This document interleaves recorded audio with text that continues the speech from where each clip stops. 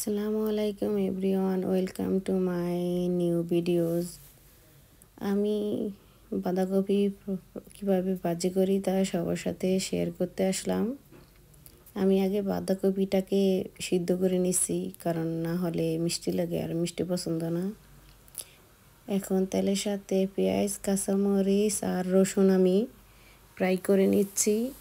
তারপরে আমি এখন লবণ অ্যাড করে দিব, টেস্টি মতো লবণ, হলুদ, জিরার গুঁড়া, ধনিয়ার গুঁড়া ভালোভাবে ফ্রাই করে নিচ্ছি। তারপরে আমি এখন কিছু চিংড়ি মাছ অ্যাড করে দিলাম। চিংড়ি মাছ দিয়ে বাঁধাকপি ভাজি করলে আসলে অনেক টেস্টি লাগে। এখন বাঁধাকপিটাকেও অ্যাড করে দিচ্ছি। সিদ্ধ বাঁধাকপি সিদ্ধ না করলে মিষ্টি লাগে, তাই সিদ্ধ করে নেই। সো আমি এখন মশলার সাথে আমার বাঁধাকপিটা ভালোভাবে নেড়ে চেড়ে আমি মিক্স করে নিলাম। এই তো মিক্স হয়ে গেছে।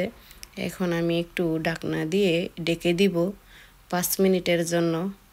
তো 5 মিনিট হয়ে গেল, আবার একটু নেড়ে ছেড়ে দিচ্ছি। আমার বাঁধাকপিটা ঢাকার পর একটু পানি ছেড়ে দিছে, তো পানিটা ড্রাই হয়ে গেলে আমার বাঁধাকপি ভাজিটা হয়ে যাবে। এখন আমি কিছু ধনিয়া পাতা অ্যাড করে দিব। এই তো ধনিয়া পাতা অ্যাড হয়ে গেল। এখন আমি একটু ভালোভাবে নেড়ে ছেড়ে নিচ্ছি। দেখেন তো কালার কি সুন্দর। বাঁধাকপি ভাজি সবাই কেমনভাবে বাঁধাকপি ভাজি করে আমি জানি না, আমার স্টাইল এরকম। বাই বাই, আল্লাহ হাফেজ, সবাইকে ধন্যবাদ।